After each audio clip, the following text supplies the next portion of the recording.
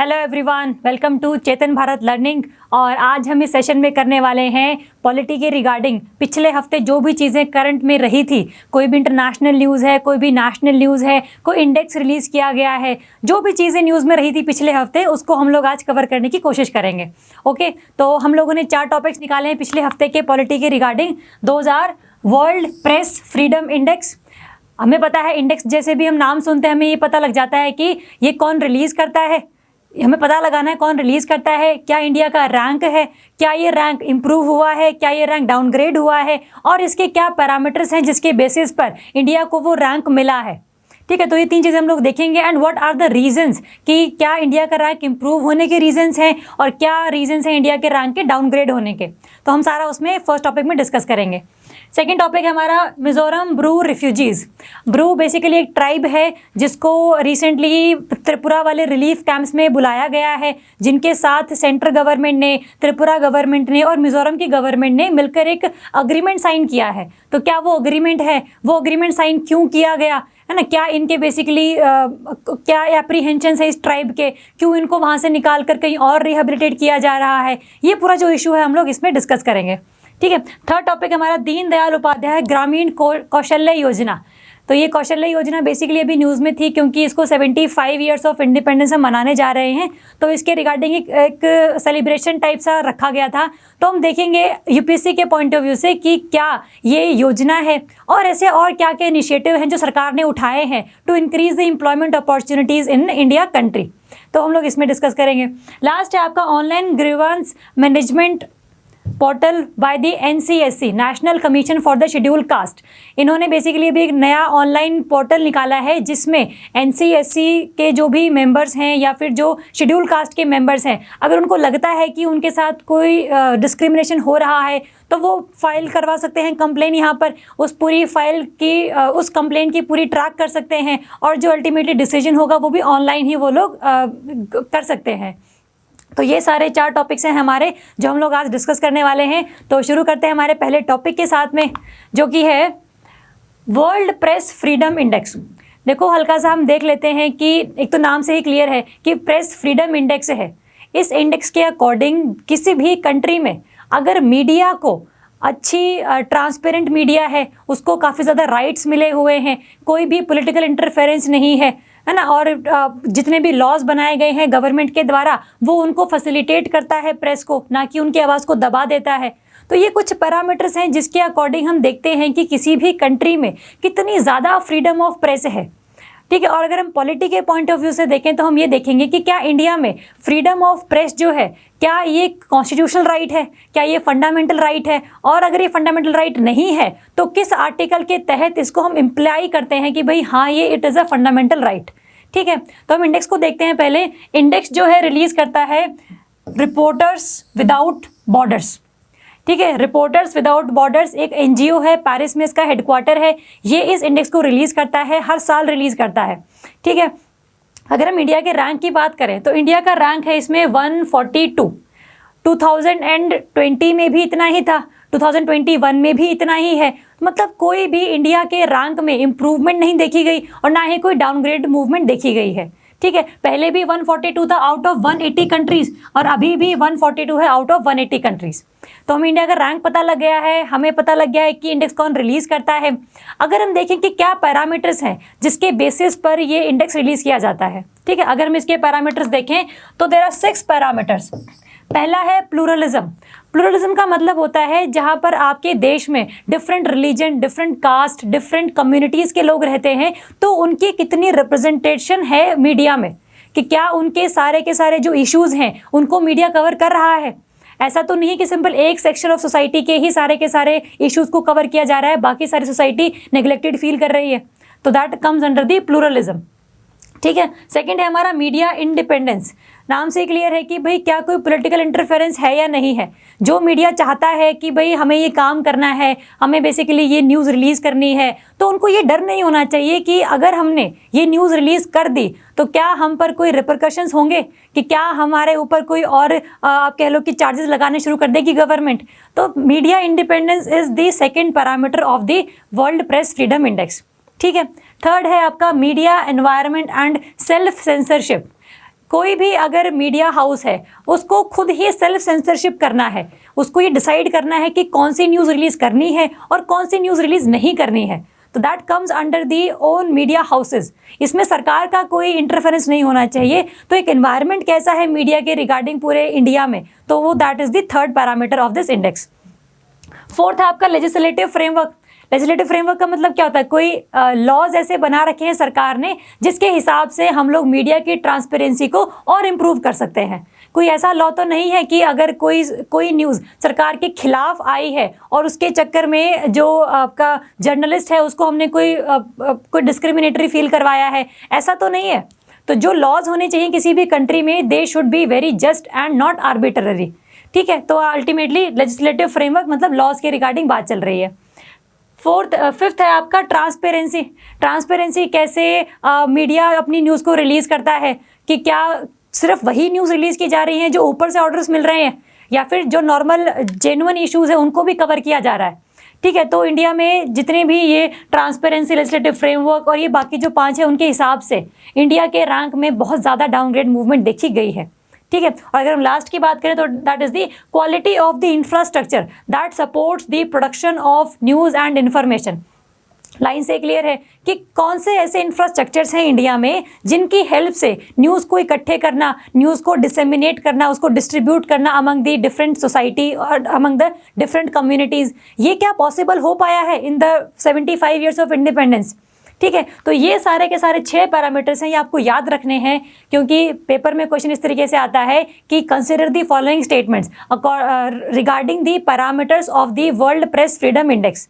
तो आपको ये 6 में से कोई 4 दे दिए जाएंगे और बाकी कोई 2 एक्स्ट्रा दे दिए जाएंगे, है ना। तो आपको देखना होगा कि भाई इन 6 में से कौन से ऐसे 4 हैं जो इस फ्रीडम इंडेक्स में नोट डाउन किए जाते हैं। ठीक है, तो आपने 6 के 6 याद रखने हैं, ये इंपॉर्टेंट है। ठीक है, इंडिया का रैंक हम लोगों ने देख लिया, कौन रिलीज़ करता है ये हम लोगों ने देख लिया, और क्या पैरामीटर्स हैं ये हम लोगों ने देख लिया। अब अगर हम बात करें कि ग्लोबल सिनेरियो, फर्स्ट कौन है, वर्स्ट सबसे ज़्यादा नीचे पायदान पर कौन है इस इंडेक्स में, तो हमें ये देखना है कि जो टॉप किया है it has been topped by the Norway. जो सेकंड नंबर पर है those are Finland, and third नंबर पर है डेनमार्क। देखो ये सारी स्कैंडिनेवियन कंट्रीज़ हैं, Norway, Sweden, Finland, Denmark, Iceland. तो ये ही बेसिकली हर इंडेक्स में आपको ऊपर दिखेंगी, क्योंकि यहाँ पर क्वालिटी ऑफ लाइफ बहुत अच्छी है। तो अगर क्वालिटी ऑफ लाइफ अच्छी है इसका मतलब वहाँ पर हर aspect of life is very good, चाहे वो मीडिया की बात हो, चाहे वो ह्यूमन डेवलपमेंट की बात हो, चाहे वो और कोई एस्पेक्ट हो, हेल्थ हो, एजुकेशन हो, पर कैपिटा इनकम हो, ये सारी चीज़ें इन कंट्रीज़ में काफ़ी अच्छी देखी जाती हैं। तो यहाँ पर भी सिमिलरली इंडिया के मतलब इंडिया के कंपैरिजन में नॉर्वे, फिनलैंड और डेनमार्क जो है काफ़ी ज़्यादा अच्छे रैंक्स इनको मिले हैं। ठीक है, ये तो है टॉप सिनेरियो। और अगर हम देखें कि ये जो रिपोर्ट है वो ये कहती है कि भाई 73% ऑफ 180 कंट्रीज़, 73% ऑफ 180 कंट्रीज़ में या तो मीडिया को कोई भी राइट नहीं है, और अगर राइट हैं तो फिर वो बहुत कम है, दे आर पार्टली ब्लॉक्ड। मतलब पूरे वर्ल्ड में पूरे कंट्रीज़ 73% कंट्रीज़ ऐसी हैं जहां पर मीडिया की इंडिपेंडेंस, मीडिया की ट्रांसपेरेंसी हम लोग इंश्योर नहीं कर सकते हैं। और सिर्फ 7% कंट्रीज़ ऐसी हैं आउट ऑफ द 180 कंट्रीज़ जहां पर उनकी सरकारों ने मीडिया को बहुत ज़्यादा ऑटोनॉमी प्रोवाइड की हुई है कि अगर आपको लगता है कि ये न्यूज़ रिलीज़ करनी चाहिए तो वो न्यूज़ रिलीज़ कर सकते हैं, और अगर नहीं करना चाहते तो वो उनकी मर्जी है। ठीक है, तो 73% तो है जो पार्टली या फुली ब्लॉक्ड है मीडिया के राइट्स, और 7% कंट्रीज़ हैं जिन्होंने काफ़ी अच्छी ऑटोनॉमी मीडिया हाउसेस को प्रोवाइड की हुई है। ठीक है, तो ये तो ग्लोबल सिनेरियो है। अगर हम देखें, हमने देख लिया है कि टॉप किसने किया है, नॉर्वे, फिनलैंड एंड डेनमार्क ने। अगर हम बॉटम की बात करें, सबसे नीचे कौन है इस इंडेक्स में, बॉटम में है आपकी इरिट्रिया कंट्री। एरिट्रिया कंट्री है, अफ्रीकन कॉन्टिनेंट में है, it is the 180th rank इसको मिला है। और अगर हम 179 की बात करें तो that is the north Korea. North Korea को मिला है 179 रैंक। देखो ये इतने इंपॉर्टेंट नहीं है कि 179 कौन है, 178 कौन है, मैं सिर्फ इसलिए बता रही हूँ क्योंकि हमें चाइना तक पहुँचना है। ठीक है, तो चाइना का जो रैंक है ना, China is at the 177 rank, है ना। तो मतलब ये टॉप बॉटम 4 में है ये। तो अगर पेपर में स्टेटमेंट आती है कि इंडिया का जो रैंक है as compare to its neighbours, क्या सबसे अच्छा है, क्या सबसे बुरा है, ठीक है, तो इंडिया में रैंक नेपाल और भूटान से तो इंडिया का बुरा है, लेकिन चाइना से अच्छा है। तो ऐसी कोई टर्म हम लोग, ऐसी कोई लाइन नहीं बोल सकते कि सबसे ही अच्छा है या सबसे ही बेकार है। ठीक है, तो आपको चाइना का रैंक ध्यान रखना है। Even if you are comparing the media of China and media of India, तो भी आप इस डेटा को कोट कर सकते हो कि इंडिया में चाइना के मुकाबले बहुत ज़्यादा मीडिया को इंडिपेंडेंस इंडिया ने दी हुई है, क्योंकि इसका बहुत अच्छा रैंक देखने को मिला है ओवर दी 6 पैरामीटर्स। ठीक है, इसको ऐसे याद कर सकते हैं।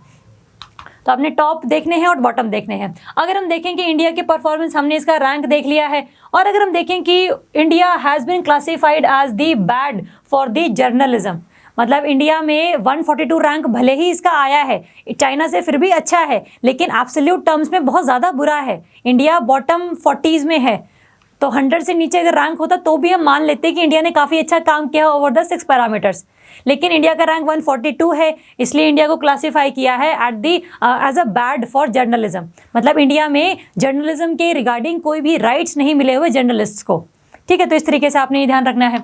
और अगर हम देखें कि what are the reasons behind the India's poor performance, ऐसा क्या इस रिपोर्ट ने बोला कि इंडिया को हमने इतना कम रैंक दिया है ना। कुछ रीजंस तो दिए होंगे, कुछ कॉजेज तो बताए होंगे ना। तो पहला कॉज है इसमें, एक तो journalist are expose to every kind of attack. हमें पता है कि इंडिया में अगर कोई ऐसी न्यूज़ बाहर आती है जिससे या तो किसी गवर्नमेंट की या किसी ऐसे पर्सन की जो काफ़ी इन्फ्लुएंशियल है, उसकी किसी इमेज को ज़्यादा हानि पहुंचती है, तो ऐसे केस में उन जर्नलिस्ट को काफ़ी ज़्यादा अटैक देखने को मिलते हैं। वो अटैक फिजिकल अटैक हो सकते हैं, वो अटैक मेंटल अटैक हो सकते हैं, वो अटैक सेक्सुअल अटैक्स भी हो सकते हैं। ठीक है, तो बेसिकली यहाँ पर अटैक ऑन द जर्नलिस्ट की हम बात करेंगे। और साथ में एक और इसने रीज़न दिया है कि इंडिया के केस में there are coordinated hate campaigns, कि अगर एक जर्नलिस्ट ने कोई ऐसी न्यूज़ निकाली है जिसके अगेंस्ट बाकी सारे मीडिया हाउसेस भी हैं, तो उस केस में एक कोऑर्डिनेटेड हेट कैंपेन चलता है अगेंस्ट दैट जर्नलिस्ट।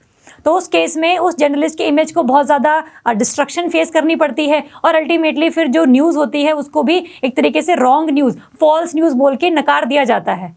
ठीक है, तो ये कोऑर्डिनेटेड हेट कैंपेन्स भी against a journalist is a kind of reason for India का low performance in the world press freedom index. और अगर ये हेट कैंपेन अगेंस्ट विमेन है तो ये वायलेंट भी हो सकता है। ठीक है, अगर मेल के खिलाफ है तो नॉर्मली बस ये बोल देते हैं कि भाई हाँ इसने ये न्यूज़ निकाली, that is a false news. लेकिन if there is a women जिसके अगेंस्ट ही हेट कैंपेन्स चल रहे हैं, तो फिर वो वायलेंस में भी कन्वर्ट हो सकती है चीज़। तो ये कुछ रीजंस हैं जो रिपोर्ट ने बोले हैं कि these are the reasons behind the India का poor performance on the world press freedom index. ठीक है, तो आपको इस तरीके से प्री पॉइंट ऑफ व्यू से भी ध्यान रखना है इस टॉपिक में, और मेंस पॉइंट ऑफ व्यू से भी इसको डिटेल में करना है। अगर आप इस इंडेक्स का नाम भी जिक्र करो, अगर नॉर्मली ऐसे GS2 में कोई प्रेस के ऊपर क्वेश्चन आ जाए तो भी आप इजीली इस डेटा को कोट कर सकते हो कि ये रीजंस आपके रिपोर्टर्स विदाउट बॉर्डर्स ऑर्गेनाइजेशन ने दिए थे, जिसकी वजह से इंडिया का बहुत ज़्यादा पुअर परफॉर्मेंस देखने को मिला है। ठीक है, चलो अगर हम देखें फ्रीडम ऑफ प्रेस की, इंडिया में ऐसे कौन से कॉन्स्टिट्यूशनल राइट्स हैं कि क्या इंडिया को फ्रीडम ऑफ प्रेस में फंडामेंटल राइट मिला है। तो आपने ध्यान रखना है, कोई भी इंडिया में फ्रीडम ऑफ प्रेस के रिगार्डिंग एक प्रॉपर लॉ नहीं है जो ये कहे कि इंडिया में freedom of press is a fundamental right. लेकिन आर्टिकल 19(1) में जहाँ पर हम बोलते हैं कि every individual, every citizen have the right to freedom of speech and expression, तो वो अपने स्पीच और एक्सप्रेशन को ईजिली एक्सप्रेस कर सकता है, that it's right, that is a fundamental right. तो इस 19(1) आर्टिकल के अकॉर्डिंग हम ये मान लेते हैं कि फ्रीडम ऑफ प्रेस भी इसी राइट के अंदर इम्प्लाइड है। एक्सप्लिसिटली नहीं लिखा हुआ, मतलब बिल्कुल साफ शब्दों में नहीं लिखा फ्रीडम ऑफ प्रेस, लेकिन इस आर्टिकल के अंदर ये इम्प्लाइड है कि फ्रीडम ऑफ प्रेस भी होगा if you are giving the right to freedom of speech and expression to any citizen. ठीक है, तो आपने ध्यान रखना है कि भाई किसी भी पर्टिकुलर लॉ में नहीं लिखा हुआ है, लेकिन 19(1) से इसको पावर्स मिल जाती हैं। ठीक है, और अगर हम देखें कि इंडिया में 1950 में, ये आपने इंपॉर्टेंट ध्यान रखना है, there is a case Romesh Thapar case versus state of Madras case. ठीक है, आपने बस ये ध्यान रखना, रोमेश थापर केस है जिसमें सुप्रीम कोर्ट ने ये बोला था कि इंडिया में जो प्रेस है वो सबसे ज़्यादा इफेक्टिव तब होगी जब उसकी जो फाउंडेशन है that is based upon the democratic values. Otherwise अगर डेमोक्रेसी को मीडिया नहीं इंश्योर कर रहा है तो फिर अल्टीमेटली मीडिया का एज अ फोर्थ पिलर होना ही फ्यूटाइल हो जाता है, व्यर्थ हो जाता है। क्योंकि हमें पता है there are 3 pillars of the democracy, legislative, executive and judiciary, and media is considered as the fourth pillar in the democratic institutions of India. तो रमेश थापर केस ने यही बोला था कि अगर आपको मीडिया को इफेक्टिव बनाना है तो you should adopt the democratic values. ठीक बात है। और अगर हम देखते हैं कि freedom of press is also not absolute.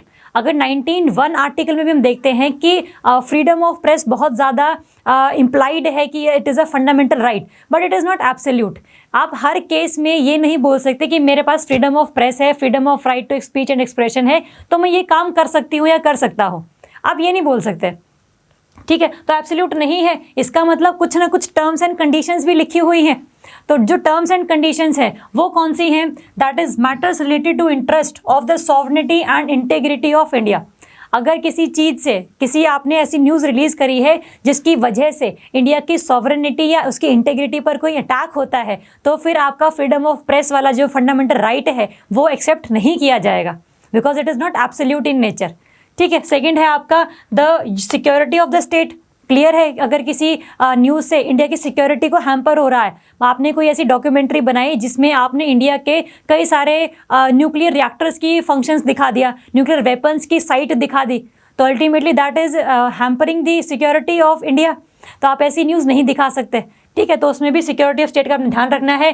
Friendly relations with the foreign states, public order, decency, morality, तो ये सारी कुछ चीज़ें हैं जिनके अंतर्गत ही आपके पास फ्रीडम ऑफ प्रेस है। और ये एब्सोल्यूट नहीं है, हर कंडीशन में आपको नहीं मिलता है, it is a relative in nature. अगर आपको फ्रीडम ऑफ प्रेस चाहिए है तो आपको इन कंडीशंस को फुलफिल करना पड़ेगा, otherwise that is not your fundamental right.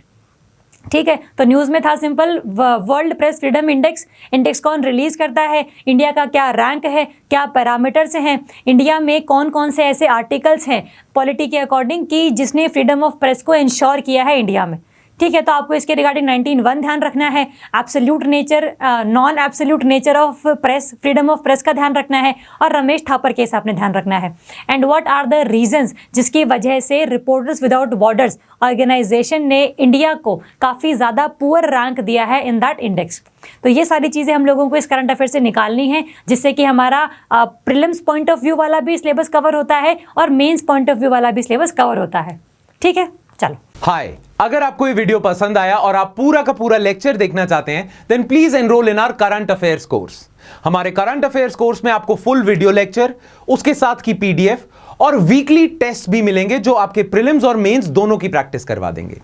Course की जानकारी के लिए you can visit our website www.chetanbharat.com या नीचे दिए गए नंबर पे कॉल करके सारी डिटेल्स मांग लीजिए। So all the best.